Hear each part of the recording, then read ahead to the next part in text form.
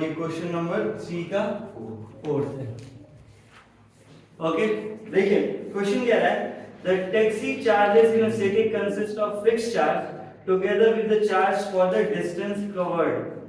For the distance of 10 kilometre the charge paid is 105। ठीक है, तो मैं ऐसे लिख रहा हूं, डिस्टेंस कितना चला, डिस्टेंस कितना है 10 किलोमीटर, कितना, और इस पे चार्ज कितना इसको पे करना पड़ रहा है 105। ठीक है ना। अब दूसरा डिस्टेंस कितना है, ये दूसरे केस में 15 किलोमीटर है, और इस पे जो चार्ज इसको देना पड़ रहा है वो कितना है 155। एक मिनट, रुपीज है तो हम किलोमीटर लिखने जा रहे हैं, यहाँ पे रुपीज का सिंबल बना लिया।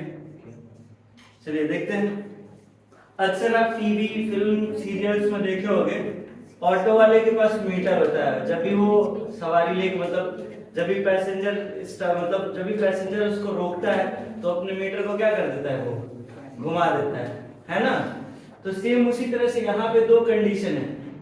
मान के चलिए कि आप कहीं घूमने गए हैं और वहां पे दोनों ही केस हो रहा है, मतलब एक बार आप कितना डिस्टेंस ट्रेवल किए, घूमे 10 किलोमीटर और आपको पे कितना करना पड़ा, और एक बार 15 और कितना पे करना पड़ा। वहां पे रेट फिक्स है, तो ये नहीं पता कि कितने रुपए पर किलोमीटर के हिसाब से लगा, और दूसरा कि कितना किलो, मतलब उसको हम लोग चार्ज कितना दिए, बुकिंग चार्ज समझ रहे हो कि नहीं समझ रहे हो। आजकल क्या है, शादी ब्याह का सीजन है, गाड़ियां क्या होती हैं, सट्टे पे जाती हैं, और सट्टे पे जाते हैं तो कहते हैं ना कि 2000 रुपया प्लस तेल लेंगे, तो वो 2000 रुपया क्या हो गया, फिक्स चार्ज हो गया, भाड़ा नहीं हुआ, वो क्या हो गया, फिक्स चार्ज। और किंग कहता है, यानी कि वो कहता है कि पर किलोमीटर इतना रुपए हम ले रहे हैं। वो तो बोलिए ना कि हमारी गाड़ी 10 किलोमीटर का एवरेज देगी, और तेल मतलब ऑयल का एवरेज रेट मान लो क्या है 100 रुपीज पर लीटर है। ठीक है ना। पता नहीं किस दिन, आज सुबह आज है 95 रुपए, कल हो सकता है 100 रुपए हो जाए, तो हम लोग इसको क्या करते हैं, एक नॉर्मलाइज वैल्यू ले लेते हैं। उसी तरह से यहाँ पे इन क्वेश्चंस में हमको चाहिए क्या है, फिक्स चार्ज।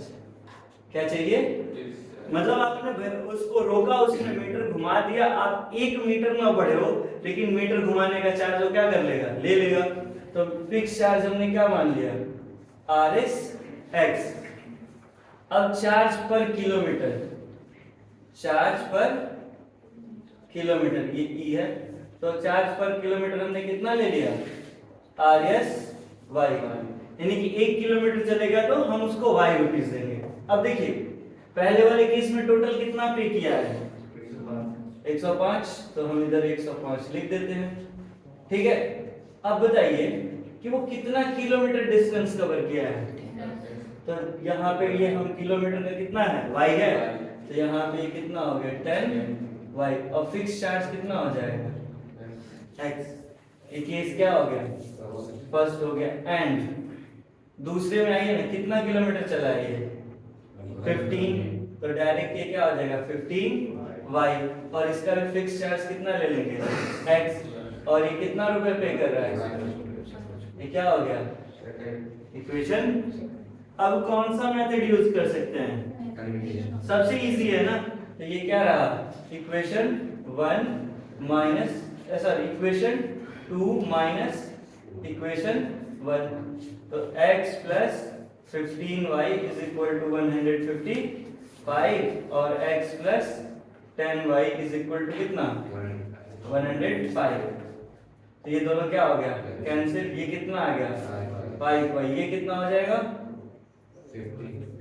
50 हो गया, तो y इज इक्वल, हाँ 55 गलती लिखती है, कितना हो गया 50, तो यहां से 5y इज इक्वल टू कितना आ गया 50 आया, तो y इज इक्वल टू क्या हो गया 10, यानी कि जो पर किलोमीटर का चार्ज है वो कितना है 10 रुपए।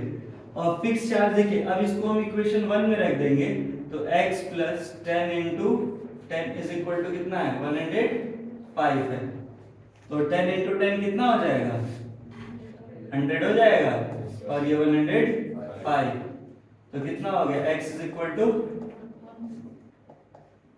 ठीक है, अब आपको ऐसे बता देते कैसे कंपेयर कर सकते थे, आपको डायरेक्ट पता चल जाए।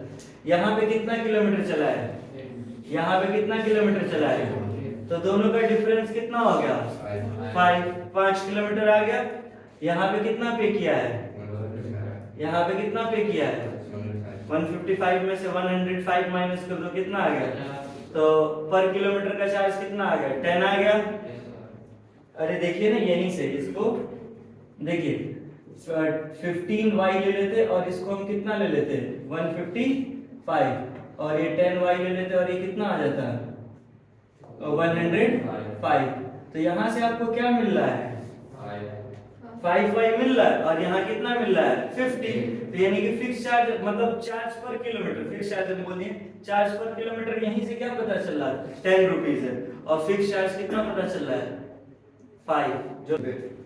तो क्वेश्चन है a fraction becomes 9/11 if 2 is added to the both numerator and denominator. If 3 is added to the both numerator and denominator, it becomes 5/6. तो सबसे पहले हम क्वेश्चन कौन सा है ये थर्ड का फिफ्थ है, ठीक है ना। फ्रैक्शन की बात बोला है तो फ्रैक्शन में क्या क्या चीजें होंगी, एक होगा न्यूमरेटर और एक होगा डिनोमिनेटर। तो आप फ्रैक्शन को क्या ले लीजिए, लिख लीजिए कि जो आपका फ्रैक्शन है वो क्या हो गया x/y हो गया। तो ये किसको रिप्रेजेंट कर रहा है न्यूमरेटर को और ये किसको रिप्रेजेंट कर रहा है डिनोमिनेटर को। इसके बाद से हम केस लिखेंगे जो कि अकॉर्डिंग टू क्वेश्चन होगा, पहला केस और दूसरा केस। देखिए फ्रैक्शन कितना बना है पहले ये देखो, कह रहा है अब फ्रैक्शन बिकम्स 9/11। तो सबसे पहले आप क्या लिखेंगे 9/11। 9/11 वो 9/11 कौन सा डेट है एक पता है, हिस्ट्री की सबसे खतरनाक डेट्स में से एक है 9/11। 9 सितंबर नहीं पता, पता हो जाएगा ना तो बताइएगा। देखिए फ्रैक्शन कह रहा है कि 9/11 का कब when 2 is added to the both numerator and denominator। तो both में ऐड किया गया तो हम 2 क्या कर दिए ऐड कर दिए, न्यूमरेटर क्या है x है और डिनोमिनेटर क्या है y, ऐड किया क्रॉस मल्टीप्लाई कर लीजिए यहीं पे, तो ये इधर मल्टीप्लाई होगा और ये इधर मल्टीप्लाई होगा, कितना हो जाएगा कितना हो जाएगा 11x plus 22 is equal to 9y और प्लस 18, ठीक है। तो इसको हम लोग ऐसे भी लिख सकते हैं 11x minus 9y is equal to minus 4। समझ में आया कैसे -4 हुआ, ये प्लस में है इधर है तो आएगा तो किसमें हो जाएगा प्लस में 18 है और 22 किसमें है माइनस में। ये क्या हो गया इक्वेशन फर्स्ट हो गया। अब इसके बाद से आएगा केस सेकंड। इसमें भी क्या बना है, कह रहे हैं कि if 3 is added to the both numerator and denominator it becomes 5/6, यानी कि x plus 3 upon y plus 3 और ये कितना बना है 5/6। पहले आप 5/6 भी लिख सकते थे और फिर इसको ऐसे भी लिख सकते थे, ठीक है।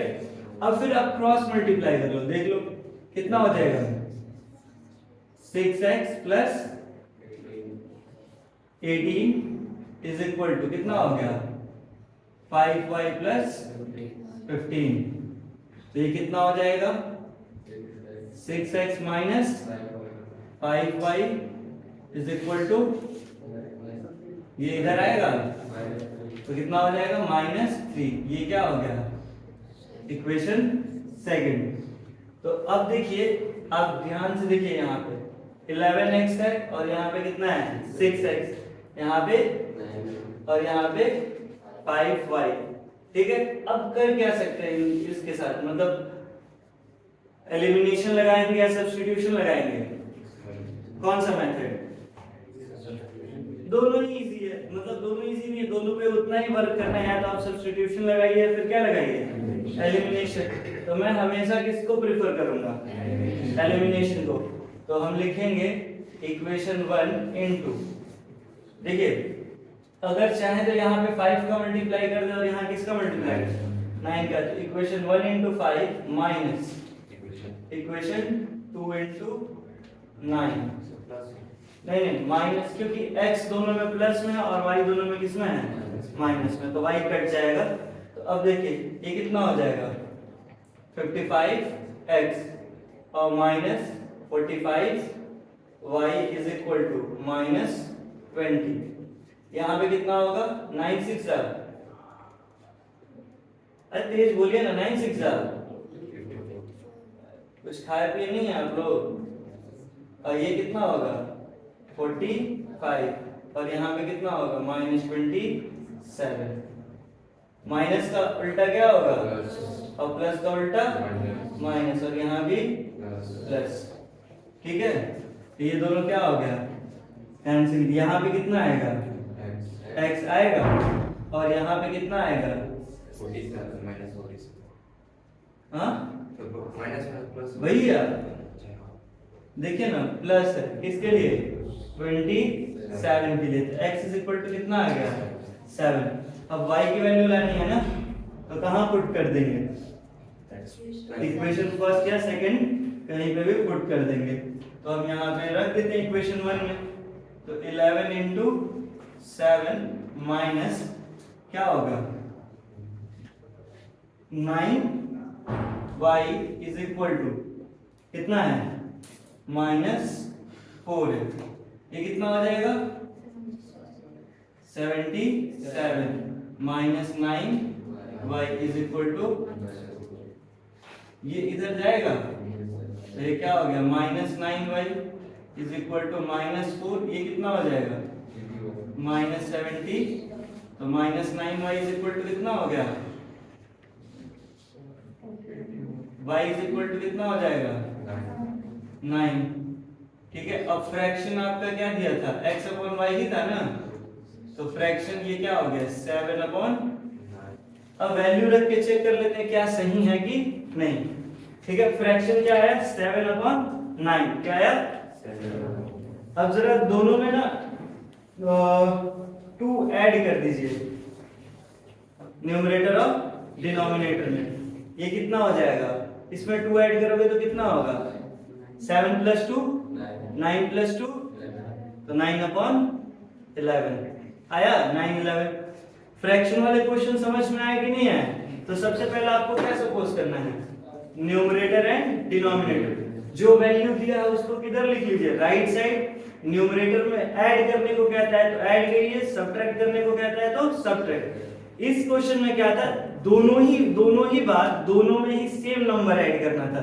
कभी कभार आपको एक में ऐड करने को देगा और एक में, मतलब न्यूमरेटर में ऐड करने को कह देगा, डिनोमिनेटर में सब्ट्रैक्ट। तो वो क्वेश्चन के अकॉर्डिंग रहेगा। ओके।